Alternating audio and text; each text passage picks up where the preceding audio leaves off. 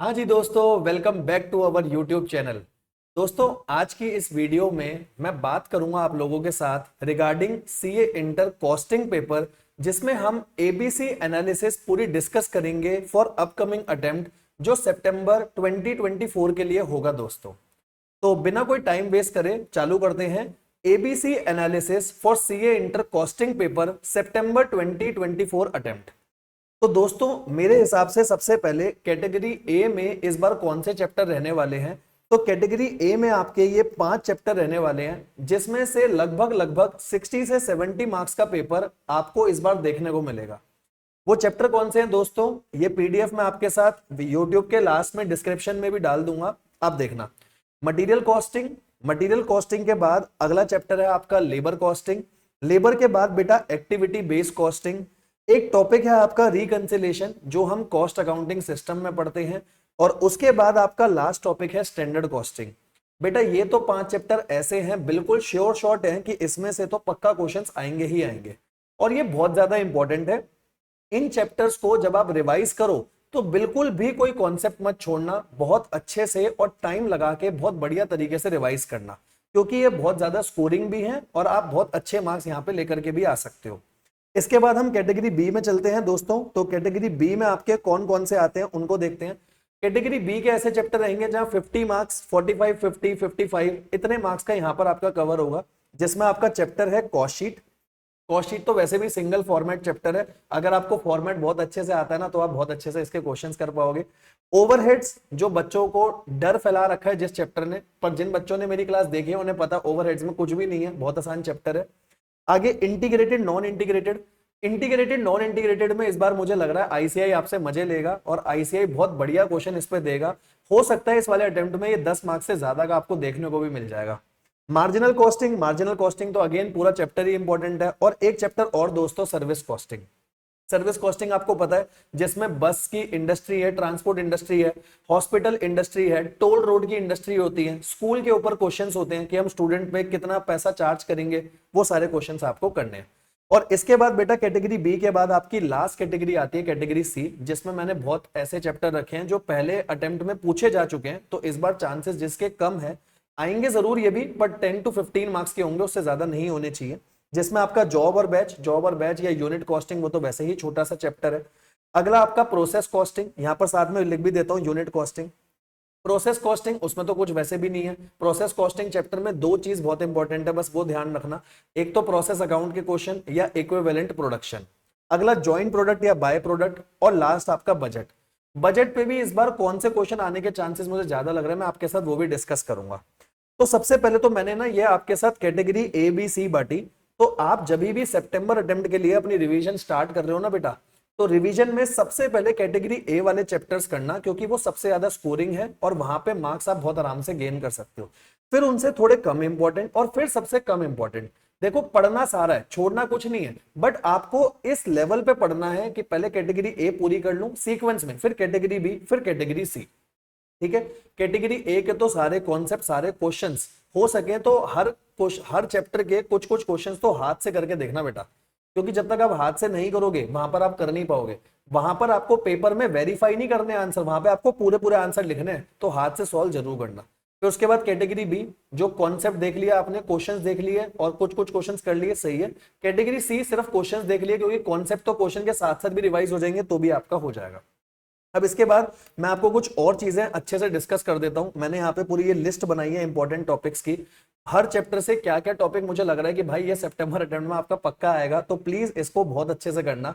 सारा आईसीआई का मटेरियल ही है, उसी में से आपको चीजें बता रहा हूं। तो देखो, सबसे पहले आपका मटेरियल। मटेरियल में ना इन्होंने एक क्वेश्चन जोड़ा है, टोटल मटेरियल कॉस्ट और maximum stock level perishable nature of goods में कैसे निकलता है। ये मई 24 की आरटीपी का पहला क्वेश्चन है, एमसीक्यू वाइज क्वेश्चन है। अगर आप बोलोगे मैं आपको दिखा भी दूंगा, और अगर आप बोलोगे जितना मैंने आपको इंपॉर्टेंट बताया है ना बेटा, हर चैप्टर में जो जो इंपॉर्टेंट पार्ट है वो मैं अपनी रिवीजन वीडियोस में उन पे अच्छे से फोकस डालूंगा और उन्हें बहुत अच्छे तरीके से कराऊंगा आपको। ठीक है। तो ये पेरिशेबल नेचर ऑफ गुड्स पे क्वेश्चन है, मई 24 की आरटीपी का पहला क्वेश्चन। 5 एमसीक्यू के साथ ये क्वेश्चन है, 5 एमसीक्यू है भाई, इसको जरूर करके जाना, पक्का मुझे लग रहा है इस बार के पेपर में आएगा ही आएगा। ईओक्यू एक बहुत इंपॉर्टेंट है इसमें टॉपिक। एबीसी एनालिसिस आपको पता है, जिसमें आप कैटेगरी ए में चीज डालते हो, कैटेगरी बी और कैटेगरी सी में किस हिसाब से डालते हो वो जरूर करना। लीफो फीफो वेटेड एवरेज, ये तो मटेरियल में हमेशा ही इंपॉर्टेंट रहता ही है। ठीक है, आगे बढ़ते हैं। अगला चैप्टर बेटा आपका लेबर कॉस्ट और डायरेक्ट एक्सपेंस। लेबर कॉस्ट और डायरेक्ट एक्सपेंस में आपका क्या क्या इंपॉर्टेंट है? पहले हालसी रोवन, ये तो आपको अच्छे से आना चाहिए। ओवर टाइम का कॉन्सेप्ट आपको आना चाहिए कि ओवर टाइम के कॉन्सेप्ट पे कैसे कैसे क्वेश्चन आते हैं। और एक काम जरूर करना बेटा, लेबर के चैप्टर में आईसीआई का एक इलस्ट्रेशन नंबर 16, एक तो है इलस्ट्रेशन नंबर 16 और एक है प्रैक्टिकल प्रॉब्लम 3, जिसमें इन्होंने ना डायरेक्ट एक्सपेंस निकालने सिखाए हैं, वो जरूर करना बेटा कि वो किस तरीके से होंगे। इलस्ट्रेशन नंबर 16 और प्रैक्टिकल प्रॉब्लम 3 डायरेक्ट एक्सपेंस के ऊपर है, बहुत छोटी छोटी सी इलस्ट्रेशन है, मैं अपनी रिवीजन में वो लूंगा भी, वो जरूर करके जाना बेटा, बहुत इंपॉर्टेंट है। Activity based costing, activity based costing के आईसीआई के जो पीछे के क्वेश्चंस होते हैं ना, प्रैक्टिकल प्रॉब्लम्स, उसमें ये 4 जरूर करना। वैसे तो ये बहुत छोटा सा चैप्टर है, पर प्रैक्टिकल प्रॉब्लम का क्वेश्चन नंबर 2, 3, 4 और 5 ये 4 जरूर करना। पता नहीं क्यों अंदर से इंट्यूशन आ रही है कि इसमें से तो पक्का एक क्वेश्चन आपको दिख जाएगा पेपर में। बाकी एक्टिविटी बेस्ड कॉस्टिंग बहुत आसान है, जिसमें हम हर एक्टिविटी के बेसिस पे ओवरहेड्स को बांटते हैं। तो भाई मेरे कहने पर ये 4 क्वेश्चन तो आप हाथ से जरूर सॉल्व करके जाना पूरे पूरे। हो सकता है इसमें से एक क्वेश्चन सीधा 10 मार्क्स का आपको दिख जाए। अगला स्टैंडर्ड कॉस्टिंग। स्टैंडर्ड कॉस्टिंग, उससे पहले रिकंसिलेशन है। रिकंसिलेशन तो पूरा चैप्टर इंपॉर्टेंट है। अगर आपने एक क्वेश्चन भी कर लिया ना कि कॉस्ट का प्रॉफिट, उसको बेस मानते हुए आप फाइनेंशियल बुक्स के प्रॉफिट पे कैसे गए हो, या फाइनेंस के प्रॉफिट को बेस मानते हुए आप कॉस्ट के प्रॉफिट पर कैसे गए हो, बस एक क्वेश्चन भी कर लो, उससे आपको इनफ है, आपको अच्छे से समझ में आ जाएगा। मैं बता भी दूंगा रिवीजन में एक आध क्वेश्चन जो बढ़िया क्वेश्चन होंगे। बाकी जो स्टैंडर्ड कॉस्टिंग है बेटा, स्टैंडर्ड कॉस्टिंग में इंपॉर्टेंट क्या है आपका, एक तो स्टैंडर्ड कॉस्टिंग में क्वेश्चन आते हैं वेरिएंस निकालने के, जो मैंने बच्चों को पूरा लॉजिक भी दिया और लॉजिक के साथ साथ मैंने उन्हें चीजें अच्छे से रटवा भी दी कि पेपर में आएगा तो आपको टाइम नहीं लगाना, फटाफट कर पाओ। बट उसके साथ साथ एक क्वेश्चन बहुत इंपॉर्टेंट है जो हमने अपनी क्लासेस में, रेगुलर क्लासेस में करे भी थे बेटा, रिवर्स वर्किंग के क्वेश्चन बहुत अच्छे से करके जाना। और रिवर्स वर्किंग के क्वेश्चन आईसीआई के मटेरियल में क्वेश्चन नंबर 3, क्वेश्चन नंबर 4 और 14, 15 पीछे प्रैक्टिकल प्रॉब्लम्स में आपको देखने को मिल जाएंगे। जिन्होंने मेरे से क्लास लिया, हमने क्लासेस में बहुत सारे ऐसे क्वेश्चन करे हैं। जिन्होंने मेरे से क्लास नहीं भी लिया ना बेटा, उनके लिए बता रहा हूं, ये आईसीआई के मटेरियल के ये क्वेश्चन है, इनको मत छोड़ना, क्योंकि आईसीआई के मटेरियल का कोई भी क्वेश्चन छोड़ना अपने आप में बहुत बड़ा पाप होता है बेटा।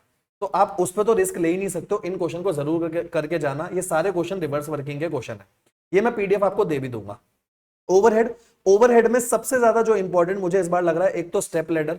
स्टेप लेडर अप्रोच होता है ना, जहां पर आप अपोर्शनमेंट करते हो ओवरहेड्स की, वो है ये स्टेप लेडर में। जैसे एक सर्विस डिपार्टमेंट 1 है, दूसरा सर्विस डिपार्टमेंट 2 है, तीसरा सर्विस डिपार्टमेंट 3 है। तो सर्विस डिपार्टमेंट 1 का खर्चा तो बाकी दोनों पर डलेगा, सर्विस डिपार्टमेंट 2 का खाली इस पे डलेगा, पीछे नहीं जाएगा, नॉन रेसिप्रोकल मेथड है। और थर्ड का किसी पे भी नहीं डलेगा, अगर आपको अच्छे से पता है। जिसमें हम ये भी पहले निकाल लेते थे कि कौन सा ऐसा सर्विस डिपार्टमेंट है जो बाकी सर्विस डिपार्टमेंट को बहुत सारी सर्विस दे रहा है, तो सबसे पहले उसका खर्चा बटेगा, फिर सेकंड वाले का, फिर थर्ड वाले का। सेकेंडरी डिस्ट्रीब्यूशन की बात मैं कर रहा हूं, वो इंपॉर्टेंट है आपका। और इसके साथ साथ यहाँ पे डायरेक्ट डिस्ट्रीब्यूशन मेथड भी बहुत इंपॉर्टेंट है बेटा। डायरेक्ट डिस्ट्रीब्यूशन मेथड होता है कि सर्विस डिपार्टमेंट अपना खर्चा किसको दे देगा, सारा का सारा जो प्रोडक्शन डिपार्टमेंट है उसमें बांट देगा। सर्विस डिपार्टमेंट आपस में अपना कोई खर्चा नहीं बांटेंगे। इन दोनों को बहुत अच्छे से करके जाना। इंटीग्रेटेड, नॉन इंटीग्रेटेड, ये तो भाई मेरे को अंदर से पता नहीं क्यों लग रहा है इस बार बहुत ज्यादा मार्क्स का आने वाला है, क्योंकि पीछे कुछ अटेम्प्ट से ज्यादा नहीं पूछा गया है। तो आईसीआई इंटीग्रेटेड, नॉन इंटीग्रेटेड पे तो कॉम्प्रिहेंसिव क्वेश्चन दे सकता है, जिसपे हमने सारे अकाउंट्स पढ़े हुए हैं।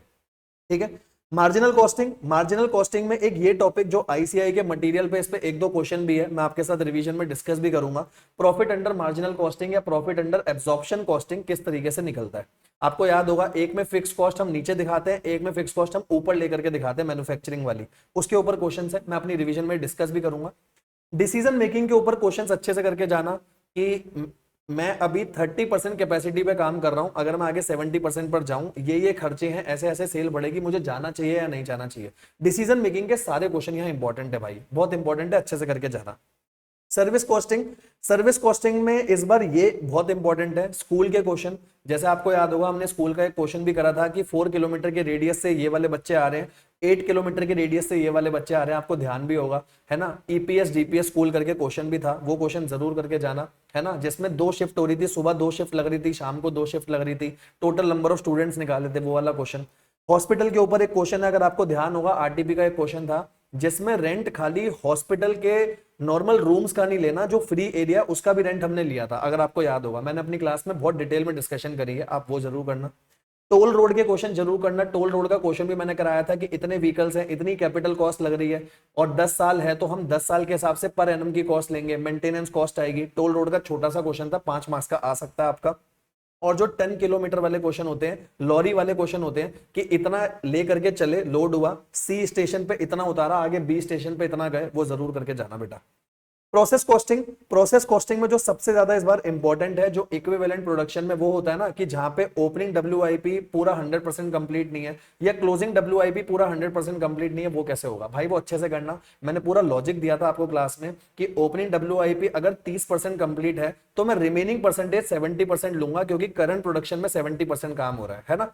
और क्लोजिंग डब्ल्यूआईपी अगर 30% हुआ है तो वो तो इसी पीरियड का है, इसलिए 30 लूंगा, उसमें रिमेनिंग कुछ नहीं देखते। तो ओपनिंग में हम रिमेनिंग परसेंटेज देखते हैं, क्लोजिंग में हम वही वाली परसेंटेज उठा देते हैं। ये आपको अच्छे से पता है, हमने बहुत सारे क्वेश्चंस करे थे इसके ऊपर। Joint product by product, joint product by product पे वो वाले क्वेश्चन करना, कौन सो को मेरे को फर्दर प्रोसेस करना चाहिए और कौन से प्रोडक्ट ऐसे हैं जिनको स्प्लिट ऑफ पे बेच देना चाहिए। इसके ऊपर भी डिसीजन मेकिंग में हमने क्वेश्चन करे थे, बहुत बढ़िया बढ़िया क्वेश्चन करे थे कि अगर आप उसे फर्दर प्रोसेस करते हो या वो गुड आगे फर्दर फिनिश कोई और प्रोडक्ट बन जाता है तो हमारे सेलिंग एक्सपेंस बच जाएंगे, ये खर्चा हो जाएगा, वो खर्चा हो जाएगा। अलग अलग सिनेरियो पे हमने क्वेश्चन करे, वो जरूर करके जाना बेटा। और लास्ट बजट। बजट पे तो पता नहीं अंदर से इंट्यूशन है कि बजट पे नॉर्मल क्वेश्चन इस बार ये कम देंगे और इन रेशियोज के ऊपर ज्यादा क्वेश्चन देंगे।